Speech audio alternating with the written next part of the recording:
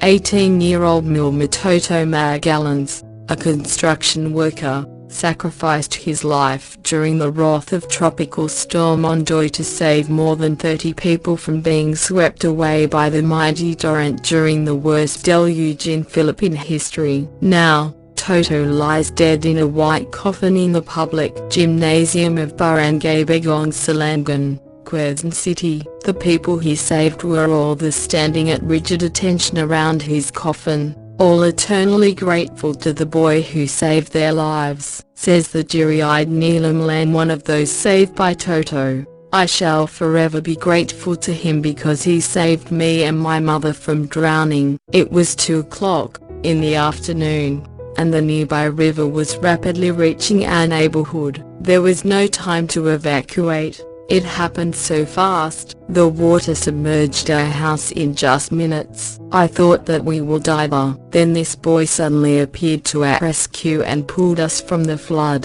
Menchi Pinlosa and her baby also survived the terrible ordeal of September 26 because of Toto's heroic effort. As the waters rapidly reached her house, she quickly climbed to the roof carrying her baby. But it all happened too fast. As soon as we reached the roof, our house collapsed and the flood swept me and my child. Then I felt a hand pull us from sinking. It was Toto's. He saved us into higher ground. Earlier Saturday morning, with non-stop rains and raging flash flood, Toto together with his father, Mang Samuel, and older brother Jofran, decided to evacuate the whole family from their house near the river in Barangay Bagong Silangan, Quezon City. They fastened ropes around Toto's mother Aling Maria and the little siblings. Together, they waded in deepening flood as the waters reached human levels. With his family in tow and safe,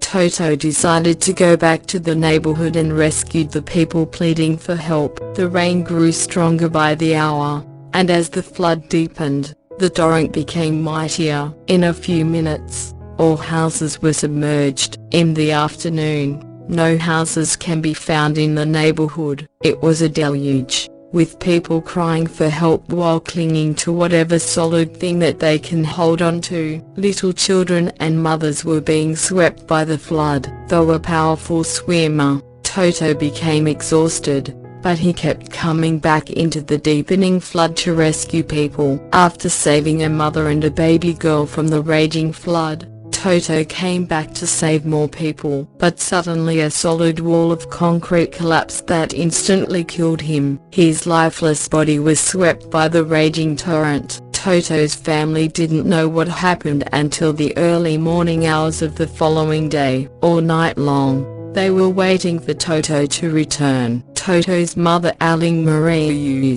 I was really worried that something might happen to him. Although I know he was a good swimmer, yet there is something in my heart that I cannot explain. I thought that I'd never see him again. Mang Samuel: the flood was really very deep and I became very worried about Toto. I shouted to him to save himself, because he already saved many people. But he kept on rescuing, and of course, I couldn't really stop him.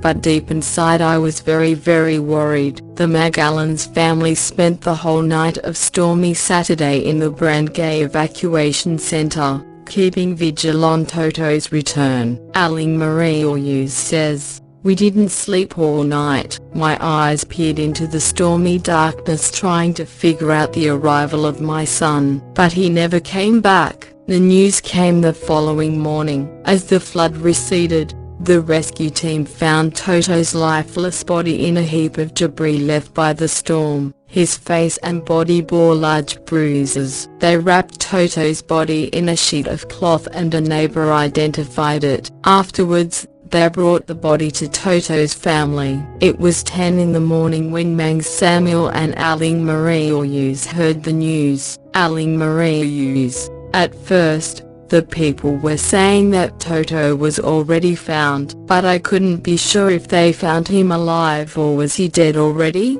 Then something suddenly struck me. I felt that Toto was already dead.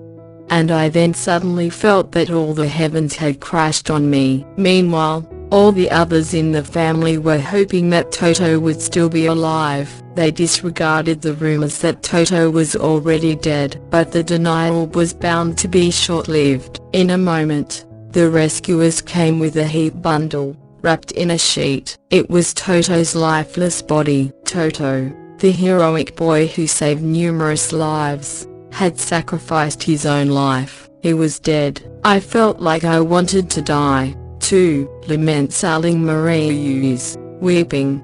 He's my son, always helpful and very thoughtful. Why did he have to die? I should have died, not him. Suddenly, a strange lady hugged Aling Marius, weeping with her. The lady was one of those anonymous people whom her son had saved during the nightmarish night of the disaster. Then came some more people, all saved by Toto. They are making a pilgrimage to their valiant hero while he lays the cold and dead, wrapped in a mantle of white cloth. The heroic boy who laid down his life for his neighbors. More than 38 people, mostly children, drowned during the raging flood in Barangay Bagong Silangan. Muelmar saved more than 30 women and children, as well as some older men, from drowning. For more world news, don't forget to click subscribe.